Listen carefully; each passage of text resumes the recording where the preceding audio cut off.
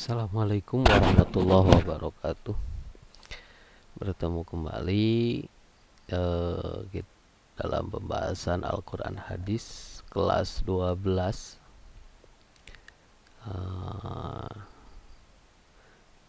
di mana kita sekarang mengawalinya dengan pembelajaran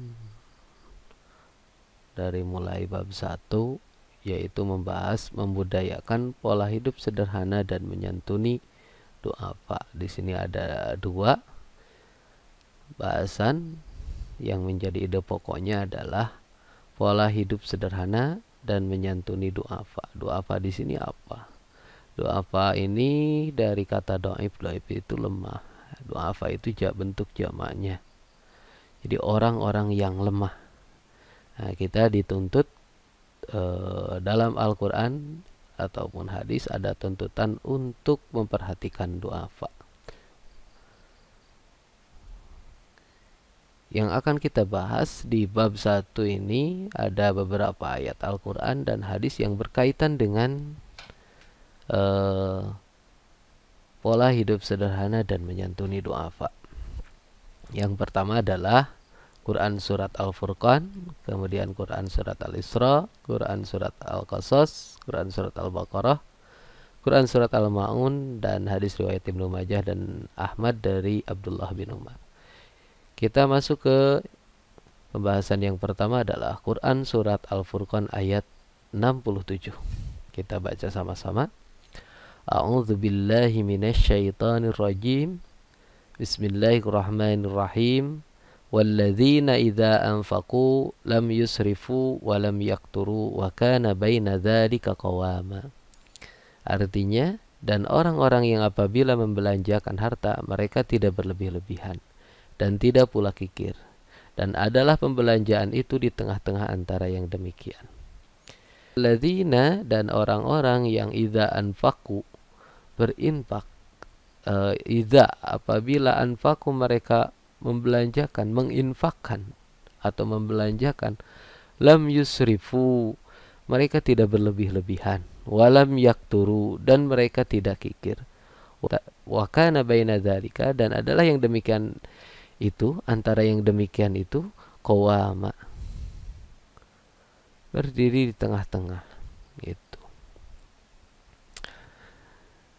Dari ayat ini ada yang perlu digarisbawahi, ada kata anfaku. Anfaku itu atau kita kenal dengan infak atau nafkah.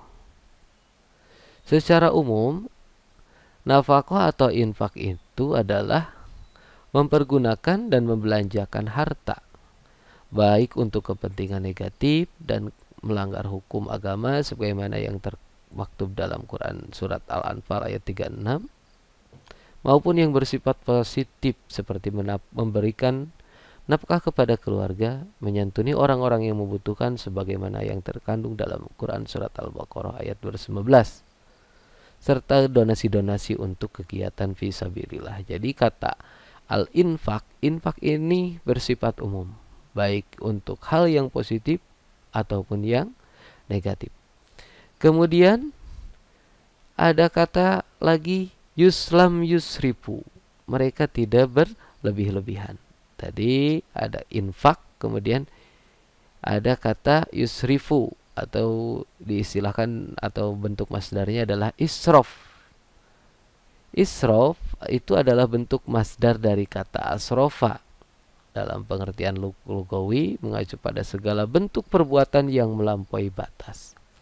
Kewajaran penggunaan terminologi israf dalam Al-Quran dan hadis tidak hanya terpaku dalam pembelanjaan harta saja, tetapi segala bentuk tindakan yang tidak wajar termasuk dalam kategori israf. Makan, minum, berpakaian yang tidak wajar juga disebut israf. Dalam perbuatan juga, kalau berlebih-lebihan itu berbentuk israf. Jadi israf itu bukan hanya pembelanjaan harta saja, ya. Makan, minum, berpakaian, dan perbuatan itu kalau melebihi batasan yang diperbolehkan, itu namanya adalah israf. Walam, kemudian ada kata lagi walam yakturu, atau bentuk masdarnya adalah iktor. Iktor di sini adalah menahan diri dari kewajiban memberi nafkah dan santunan kepada yang berhak mendapatkannya. Jadi kita menggenggam, tidak mau melepaskan apa yang kita miliki. Itu namanya iktor.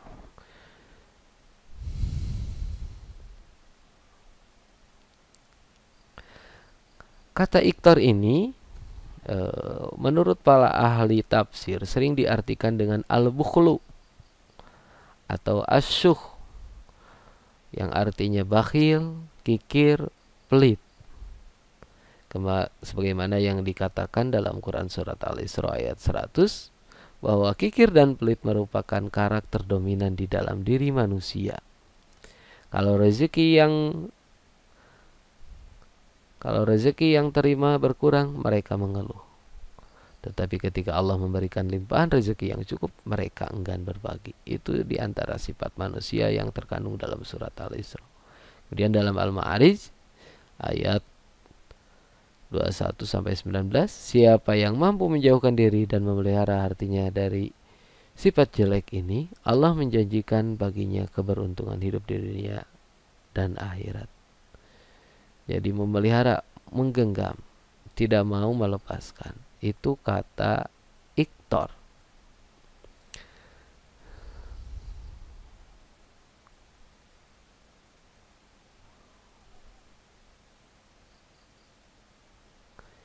Itu saja mungkin. Jadi, nah, kita di sini dalam Islam dituntut ini, wa kana baina dzalika qawama. Kita harus berdiri di antara tengah-tengah.